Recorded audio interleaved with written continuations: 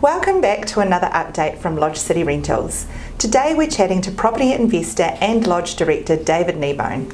David has more than 30 years experience in property investment and has been a big advocate for some of the current government policy around protecting tenants and making sure they're living in warm, dry homes. Today he's going to share some thoughts on the current market and what we might see by the end of the year. Welcome, David. Thank you, Nick. So we know we have an election coming up, which tends to mean that we could see policy changes depending on who wins. Can you tell me what the current government has done in favour of tenants?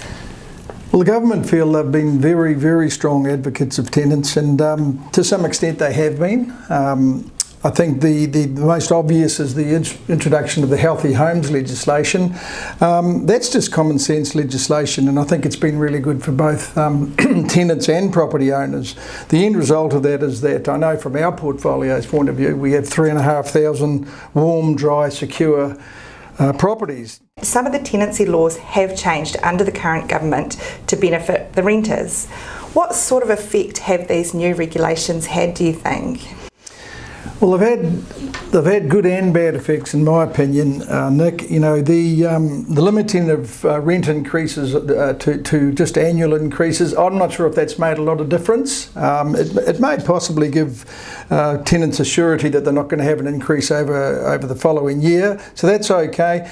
The no-cause terminations of tenancies, that's been interesting. The problem with this, the unintended consequence, again, I would draw back to, would be that property managers and landlords and so forth, we're a little bit more reluctant to put people in now unless they have gold-plated references and credentials. Now, gone are the days where unfortunately we can take somebody and say, hey, let's give these tenants a go and see how it turns out.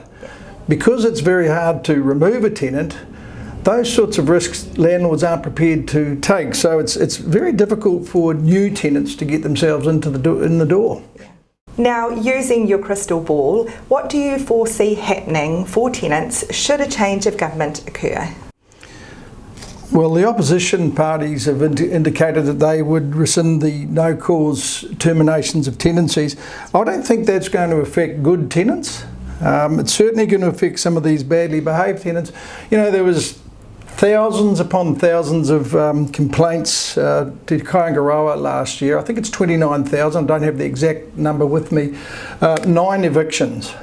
So the problem there is that it's the neighbours who are also tenants, usually, they're the ones that are going to be best off, because if they've got badly behaved neighbours, they will be moved on. So I actually think that's an advantage that I don't think anybody's really seen. We'll probably see more short-term tenancies. Whether that's good or bad, I think any tenancy is a good tenancy rather than having people living in motels. That's it for another Lodge update. Remember to reach out to us if you have any questions. We're here to help.